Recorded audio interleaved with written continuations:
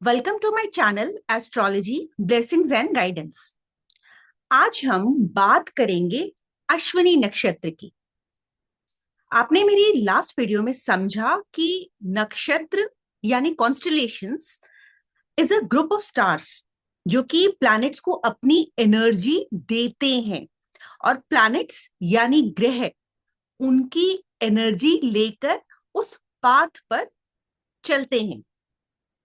वैसे तो total sky में 88 कॉन्स्टलेशंस हैं, लेकिन उनमें से 27 ऐसे नक्षत्र हैं जो जीवित हैं, लाइव हैं, और हमारी जिंदगी पर बहुत स्पेशल इंपैक्ट डालते हैं। कुंडली में प्लैनेट्स की प्लेसमेंट तो हम देख लेते हैं, लेकिन एक्यूरेट प्रिडिक्शंस के लिए हमें नक्षत्रों को बहुत ध्यान से पढ़ना चाहिए, बिकॉज नक्षत्र ही मुहूर्त के बारे में बताते हैं। किसी दिशा में कौन सा काम करना शुभ होगा, महादशा कब शुरू होगी, उसका क्या रिजल्ट आएगा, अभी आपकी कैसी दशा चल रही है, हमारे नामकरण का आधार यानी फर्स्ट अल्फाबेट क्या होना चाहिए, इन सब बातों का एक साइंटिफिक बेस होता है। जब कोई बच्चा जन्म लेता है और पंडित उस बच्चे के नाम का पहला अक्षर बताते हैं, तो उस बच्चे के जन्म नक्षत्र का जो फर्स्ट अल्फाबेट होता है वो आधार होता है, वो बेस होता है। उस बच्चे के नाम का पहला अक्षर उसकी प्रीवियस लाइफ के पुण्य कर्मों को एक्टिवेट करते हुए उसको इस लाइफ में फर्दर सही तरीके से चलने की डायरेक्शन देता है। इस श्रृंखला को कंटिन्यू करते हुए आज हमारा टॉपिक रहेगा अश्विनी नक्षत्र पर।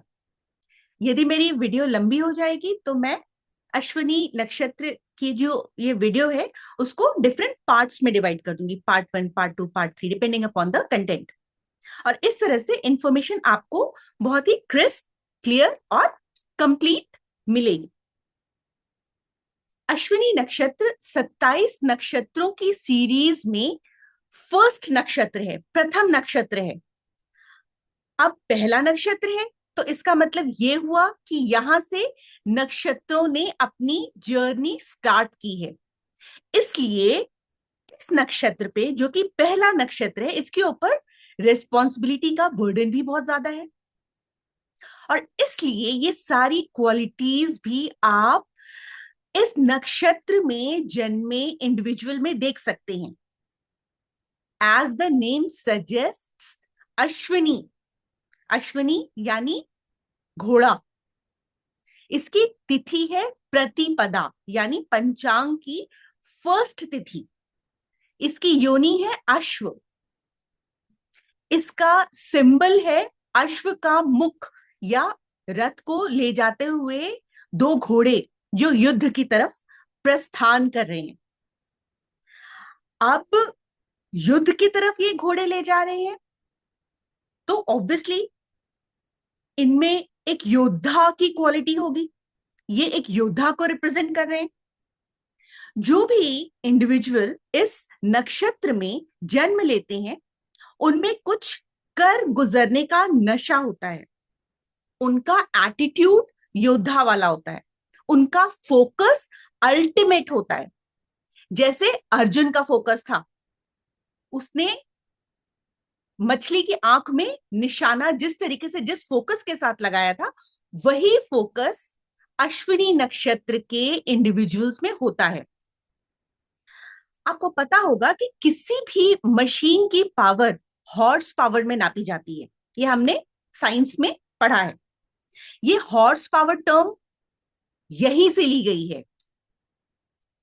ये दो घोड़े नशात्य और दशरा नाम के हैं, और इनमें अनलिमिटेड पावर होती है। ये ट्विन ब्रदर्स हैं, जुड़वा भाई। अश्विनी नक्षत्र की मोस्ट इंपॉर्टेंट कैरेक्टरिस्टिक होती है इनकी शल्य चिकित्सा, यानी ये बॉर्न डॉक्टर्स हैं, जन्मजात डॉक्टर्स हैं। अश्विनी कुमार इनके इष्ट देव हैं। ये लोग इन वन फॉर्म और द अदर मेडिकल प्रोफेशन से जुड़े होते हैं। इनके द्वारा दी गई एडवाइस दूसरों के लिए संजीवनी बूटी की तरह काम करती है in terms of health benefits.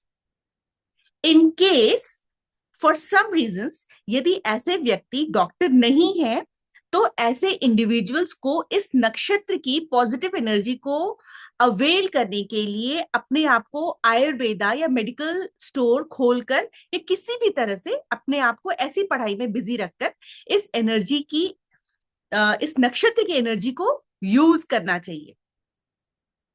संसार के दुख को दूर करने का दूसरा नाम अश्विनी कुमार है। इसके पीछे शास्त्रकारी एक स्टोरी बताते हैं। कहते हैं कि दधीची नाम के एक ऋषि थे। ये ऋषि अपने पिता के बहुत अच्छे छात्र थे।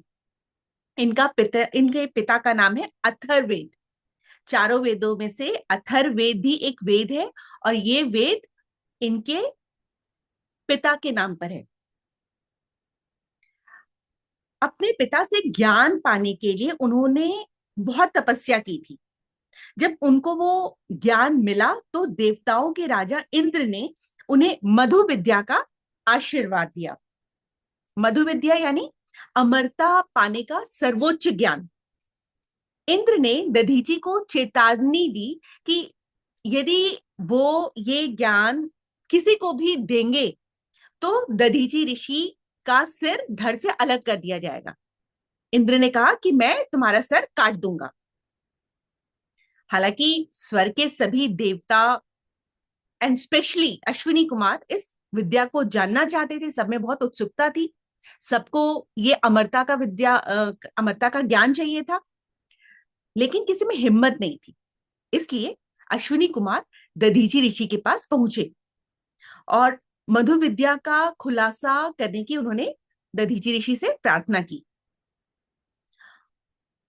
उन्होंने दधीची ऋषि के साथ मिलकर एक प्लान बनाया जिससे ऋषि के जीवन को भी बचाया जा सके और अश्विनी कुमार जो है वो संजीवनी विद्या भी लर्न कर लें, सीख लें।